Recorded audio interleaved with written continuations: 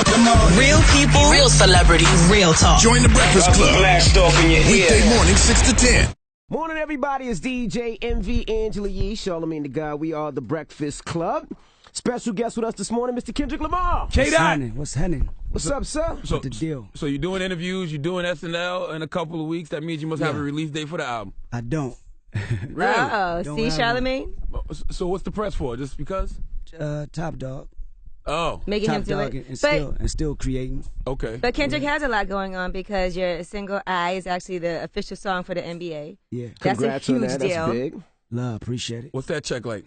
It helps. Okay. It helps a lot. You got a new hairdo, so you got to come talk about that. Yeah. Studio, I can't be cute. Yeah. Working hard. You gonna let the dreads grow? You gonna let them grow? I'm just letting whatever happens till I finish this album. Are you Okay. feeling? How far are you from finishing? I'm almost there, but I'll be in so much of a creative space. I can be in there right now and due date, album release date, still be working. How do you know when you're there, when it's done, when it's wrapped? When I start tampering with things I shouldn't be tampering with, because me in the creative space, I'm so much of a thinker.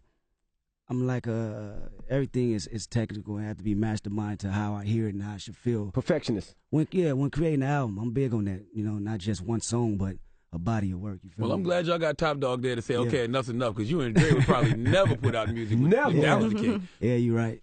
So is the plan to let your hair grow until the album's done and then you're going to cut it? Or is it just a whole new look? I might do it. I might just cut it off. Yeah. You always got to wear a little corduroy around Charlamagne, too, I was telling you. I heard Carter, he hate corduroy. That's why I came here with it. I don't know what the hell corduroy is. What the hell is corduroy? Remember you said when you first met him he had on corduroy pants? Corduroy pants, corduroy jeans. I had no corduroy pants. I said that. When you said he was the I said I thought he was a custodian. I don't remember him having Yeah, on you said corduroy he had on pants. corduroys. Yeah, he said I wasn't no superstar. Yeah, I said he didn't look like a superstar. He being honest.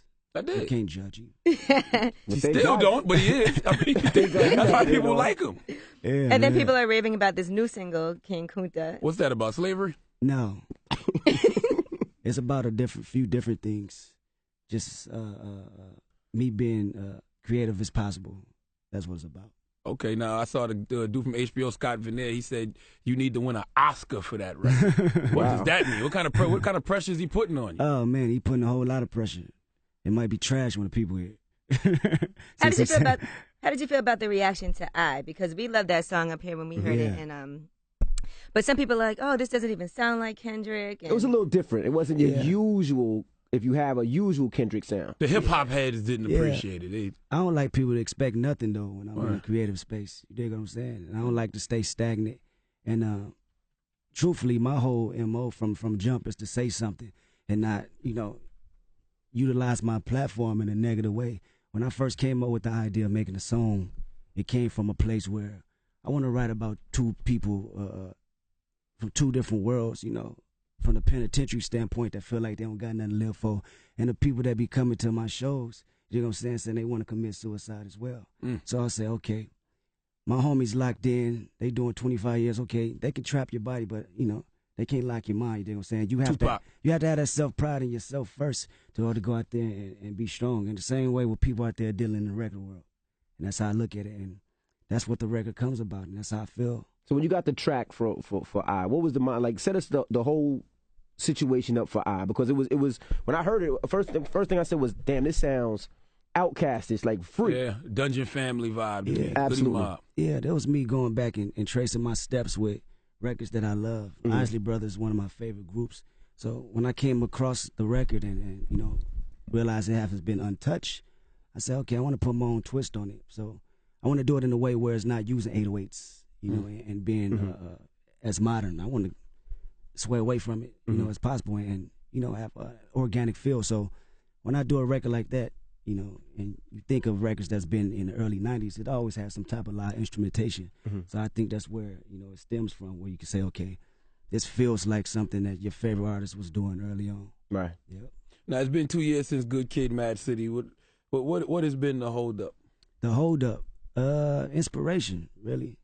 I don't get in the studio and just to rap. That's something I perfected since day one, since a kid, where I can just go in and write 1,000 bars, and feel like I have something.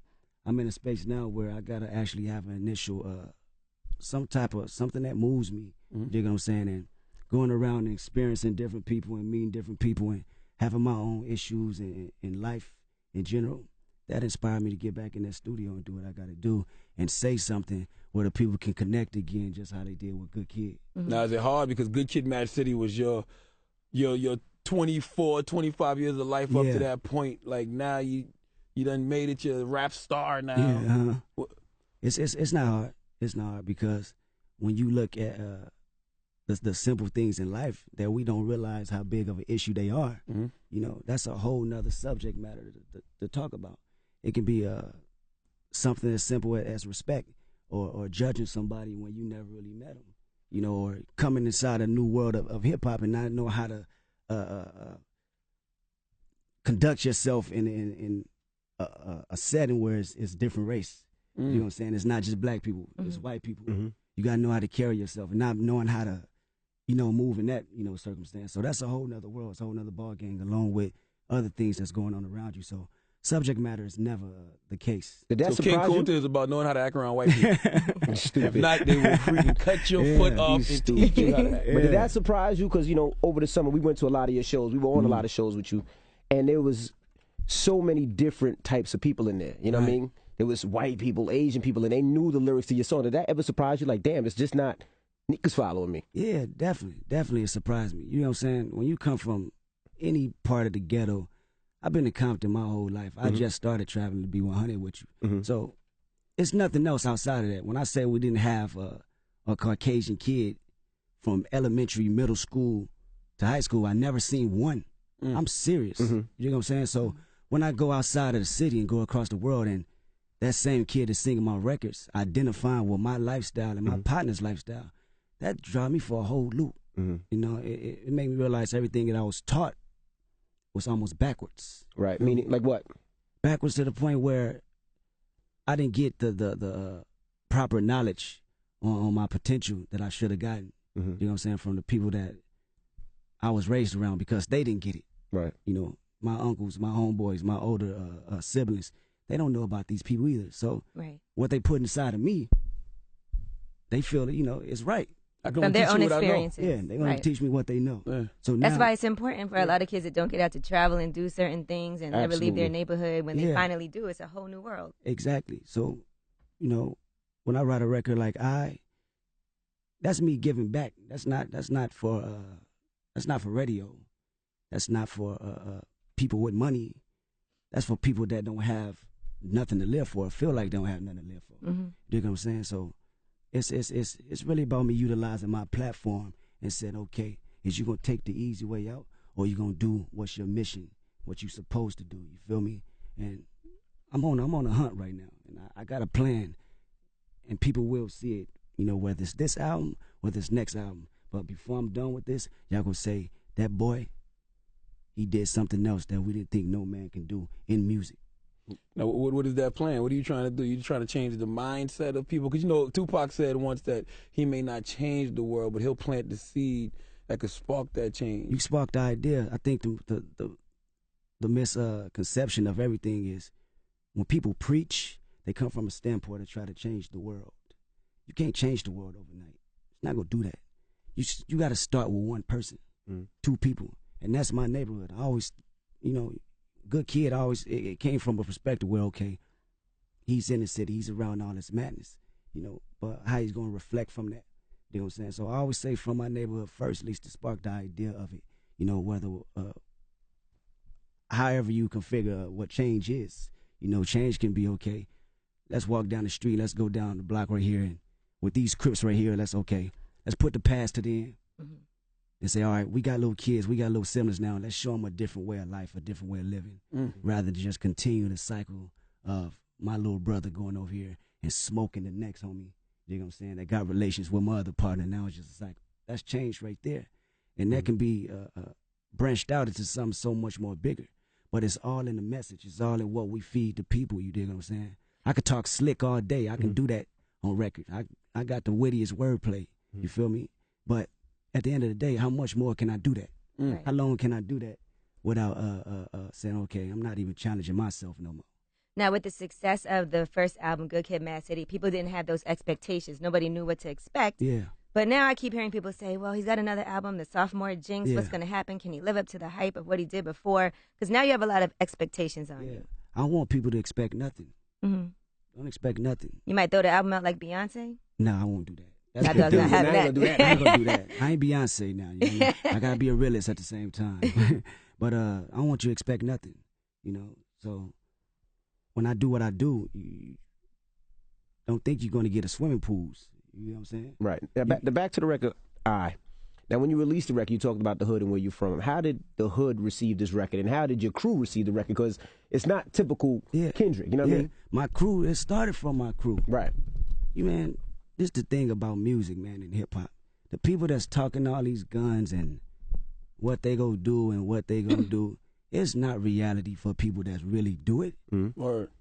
You know the people who told me to make this type of record, it's the OGs and just in the penitentiary. Absolutely. Right. And I hit Top Dog when I made it. I said, okay, I got something that people that's locked down and, you know, inside the walls and outside there can relate to. You know what I'm saying? And that's what inspired me to make the record. I could sit up here and lie all day and say, okay, blah, blah, blah, told me to do this and, you know, write records like this or, you know, talk about how many burners I done poured out. But that's not life to somebody that really live it. Right. And, you know, the people that's feeding it to you, they need to be ashamed of themselves for not telling you the real like that. I always wonder what makes you not put out records in between projects or mixtapes, like even features. You don't even do a lot of those. I'm sure you get requests for them. Like, but you see, like other artists, they'll Like in Jeezy's between album. in between projects, they'll drop big records and singles. Like, why do you not choose to do that? I think, you know, me making my album, I think that I hold that dear. I hold that precious. You know, that's the only thing that I have in control. You dig what I'm saying? Because once it's out into the world, it's gone. It's not even mine now. Now it's a numbers game. Now it's politics, how many spins, how many records you going to sell, you know, the trajectory and all that. So when I do my music, you know, it's no opinions. It's me. You know, you put a music out every week on the blogs, you know, you going to check comments and they go deteriorate what your message is going to be and all that type of stuff. That's not for me. I want to keep it to myself until I'm ready to put it out. And you know, that's how it's been from day one. I don't want to oversaturate the market, you know, by just saying, okay, you need to listen to me, you know, because I got these amount of bars or, you know, it's a selfish reasons, you know, but, you know, everybody have their own niches. I find it very interesting that a young guy like you, in this era that's all about celebrity, you don't seem to chase fame at all. No, I thought I wanted to. I thought I wanted to, but it wasn't confirmation for me. You know, one confirmation of success. You know, you get money and you feel like you're going to buy all these different things and, you know, a whole bunch of stuff. But at the end of the day, you still going to be unhappy. That's what people don't understand, you feel me? So I had to find a different type of inspiration and something to live for rather than just how much money I make. You know, I can't preach this same type of thing to the homie in the hood because he ain't got nothing. Right. You know, until he get it, he'll understand what I'm talking about. But from the stamp, how can I explain it is, it's always been the root of all evil.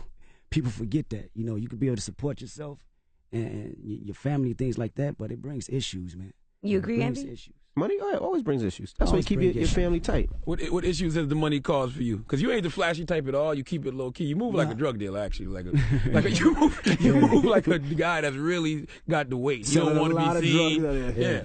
What issues does it cause for you? What issues it cause? It cause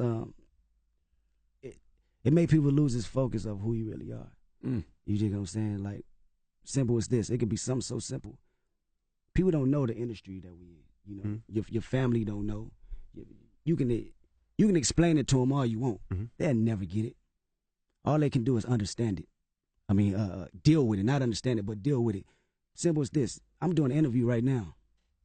Somebody can blow me up on a text message 2 or 3 times. You're not responding. I can't answer that text message. Right. I'm busy. But the moment they trigger their head, okay, he got money. He don't answer me no more. He changed on me, right. But that's one text message, though. So imagine how huge things can change over from a dramatic standpoint. Right. You know, and that comes with it. You got to deal with that. Are there certain things too now? There was a shocking story about you, and I was like, there's no way this is true. Yeah. When they said you were in Vegas and you beat some guy bloody and you did something to some female. Yeah. And they said they had evidence and all of this, and then I never heard anything about it again. Yeah, because it's foolishness. That's the most ignorant stuff I ever heard made up on I was like, on Kendrick my did that? name. I doubt it. And you know, that person whoever made that up owes an apology, not to me, but to women that actually go out there and get abused. You dig what I'm saying? That's a real issue, and to be putting a person name that you know that stands for someone way more better, that's been raised way more better than that. That's not cool. There's people out there that really get abused, and there's women out there that get abused and don't say nothing, and you know, live their lives through that. So that's Because I was like, I'm sure if that happened, there'd have been a police report. You would have been arrested. That's foolishness. That's ignorant. That's all the way ignorant to 100%. When you hear things in the news, certain things I believe about artists. That story, I didn't even think that was remotely close to your character at all. Yeah, you'd be in jail, man. They put you under the jail. You can't run from that. Money can't buy that. Are you experiencing the? They always say it's never you that change; it's the people around you that change. Are you experiencing that? Yeah, for sure. For sure. Like I said, you know, people perception. You know, they lose count. I heard Top Dog be acting funny. Oh, Top Dog stay acting funny. Nah. Top Dog. That's a person that gave me the game. You know, how to deal with it. You know, he come from the projects. He come from nothing. You know, but at the same time, you know, he reached a standpoint where his life, where he is the support, you know, for his family before the music, and he know how to deal with these type of situations. Well, okay, I can't feed you too much because you're gonna be expecting it a little bit too much. I gotta pull back a little bit and show you. Hold on, so he not paying y'all? Oh, wow. That sounds like a Young Money, Cash Money situation. What the hell does that mean? What? That's why Kendrick ain't bought no house and nothing yet, nothing flashy. That's why I'm dressed down. I'm thinking you're not flashy because you don't want to be. This is interesting. I'm kicking all this no jewelry, I can't afford it. That's why. No, but you know, he gave Top me. Dog's doing well. He gave me the game, man, on you know how to carry yourself. You know, when you have this position of power. Right. Yeah. Now, people think your verse on J-Rock's Pay For It is that you're throwing more shots at Drake. Any truth to that? Yeah, I think that's crazy. People need to leave that, let that go, man. Have y'all seen each other? Have y'all spoke at all? Oh, my goodness. Yeah, we spoke. I saw you retweeted when Tiger wrote that Drake was fake. No, I didn't. I didn't retweet that. No, I didn't. That's some inner issues. I don't deal with nobody else's business or problems. I stay to myself. But y'all spoke, y'all squashed it, everything good? Yeah, it wasn't no issue from the jump. You know, I think people talk about beef. It's just a whole nother dynamic. I can't see myself going bar for bar with Drake. You know, we're two different type of artists. You dig what I'm saying? You eat Drake. I've argued that in many a circle. Okay. So is he on this album? No, he's not on this album. Do you feel like you hear sometimes that other artists that you thought you was cool with talking ish about you behind your back and it gets back to you? Does that ever happen? Oh, yeah. People will say he say, she say all the time. All the time. And I know a number of artists that can speak on that. But it's all about what you take in. It's all about how high your level of sensitivity is. Do you ever feel like you got to confront somebody like, listen, let me hit him up because that's not true. That's not what happened. Let me explain. It depends. It depends on what type of party said it. You know, if it's some mutual friends or just somebody that have no relationship, you know, you just got to know when to hold them and when to fold them. You know what I'm saying? Are you shocked the control situation didn't turn into something? Like, were you shocked that Drake didn't respond? Like, everybody and their mama respond. Oh, he responded. Controls, everybody. Yeah, but I'm saying, like, people responded in some type of form or fashion. It may not have been on records, but, you know. He don't have no friends now. It could be in conversing. It could be, you know. Kendrick got to stand alone now. Yeah. No, you know, everybody had their opinions and saying what they had to say in some type of form or fashion, you know, which is cool, but it didn't get out of hand with no violence and nothing like that, so, you know, they kept it in the music. Got you. Now, you performed at the Cavs game the other night. Then I was reading articles that pointed to the fact that you like the rock a Cleveland hat all the time. I thought when you were in L.A. you can't wear anything but Dodgers and Lakers stuff. I think he thought the C was for Compton. Yeah, people take that out of context. It can't be for Compton if it's a Cleveland hat. I like the red C. It looks nice. Yeah, it's for Compton. Yeah, it's for the city. Even though it's not really. Yeah. But people read a lot into it. They were like, oh, he's a big fan of Cleveland. Oh, this has been a long time coming. They got black Compton hats. They got Compton hats. And you know he wears corduroy because see, corduroy. Kobe would annihilate us. You know what I'm saying? we Lakers over here. Kendrick can't do nothing without people analyzing. Not at all. Yeah, that's cool though. You know? But you know why that is? Because you don't give them anything, so they gotta pick things apart. Like, absolutely. I'm reading the whole article. Like, why am I reading this article about this man's hat? Yeah. like, that's true though. I never thought of it that way. I never thought of that. Now you mentioned money doesn't make you happy. So what makes Kendrick happy? What excites you? What excites me? right? Oh, yeah, that's all the time. Right. You're getting a lot of that. You ain't in Compton when you say you're traveling. I know you're knocking them down. Yeah, but I think for the main part, knowing that I'm actually making a connection with people I never, thought I could connect with. It's a lot of, when you grow up in the city and you grow up in these areas, there's a lot of insecurity going on. By the time you reach out there to the real world and gotta, somehow function in it, you're insecure about a lot of things. So the fact that I can make my music and make this type of connection and do what I was called to do, and challenge myself to be around these different people, that gives me a little bit more drive and confirmation of success to know, okay, you doing something right. This is not no coincidence, Now, another thing people say on social media is that you try to sound like Eminem, and I know he's an influence of yours. Is that a compliment or an insult? Because no rapper wants to be considered an imitator. Eminem, yeah, I take it as a compliment because I'm a student of the game first. Before I jumped in any type of booth, you dig what I'm saying? I know my history well, from Eminem albums to Pac albums to Dre to Snoop. So, if they hear elements and different pieces like that, then, so be it, because Eminem is, one of the greatest of all time, and nobody can take that from him. I can't take it. New artists can't take it. No, nothing. That boy wordplay is out of this world, excluding the fact of whatever racial color or hip-hop is hip-hop, and he got it. What's up with the Good Kid, Mad City movie? Mad City movie. I still like that in the works. Yeah, that's something that we always talked about. We just got to find the right time to continue to build on it. Is your mind still in that Good Kid, Mad City mode? Have you completely moved on from that since you got the new album coming? Truthfully, I don't. I'm gonna tell you like this. I don't even listen to my old records. It's even tough for me to perform them on stage because when you're in the creative mode, you want to be in a space where you're on to something new. You're on to something even more special, and you're bettering yourself.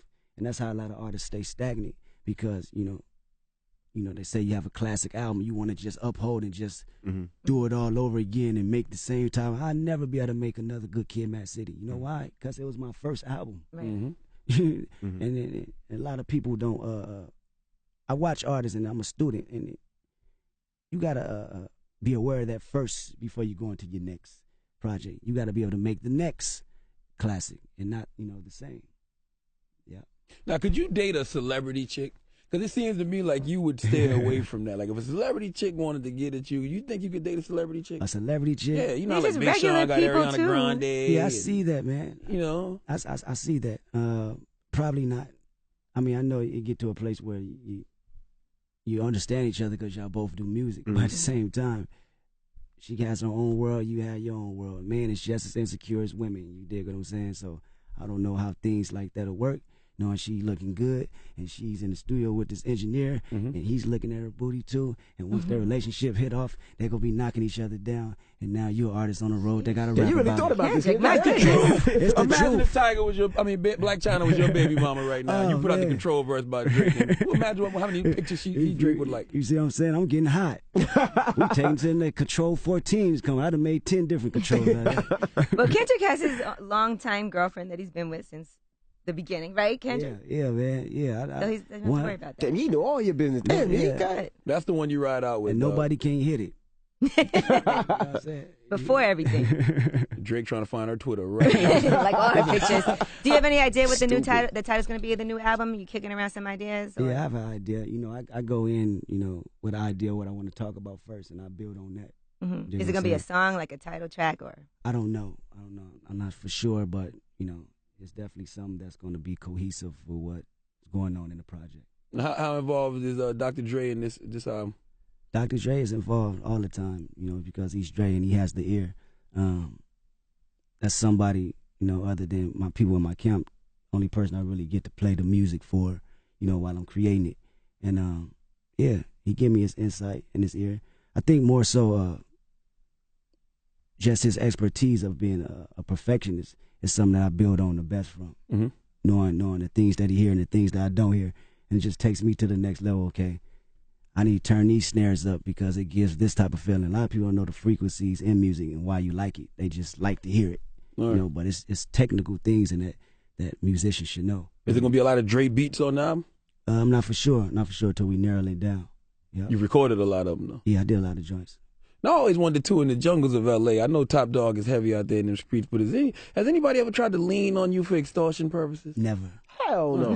They ain't known for that in L.A. I mean, no matter who you are, I'm just saying. Yeah, they know, but it's all about your respect level. Right. You know, and you know, you come around and you're not respecting, you come around with the bullshit, saying you this and you that, and you're not really that. Mm-hmm. They gonna press the line on you no matter who you are. But you know, I don't. It never happened to us, and I don't think it never will happen. Word. All right. Well, we appreciate you joining us. King Kendrick. King Kendrick. Yeah. No name of the album? No name of the album, no album date yet. We're gonna call it No Name for now. Okay. That's it. All right. Well, No release date? No release date. That's how you know you got it like that. Well, salute to Kendrick for making a masturbation anthem. I love myself. We appreciate him, man. My goodness. That's too fast to masturbate to. Yeah. Not if you're in prison. We gotta get it done quick. My Okay, goodness. you guys have been in jail. Shut up. It's Kendrick Lamar. It's The Breakfast Club. Good morning. Believe that.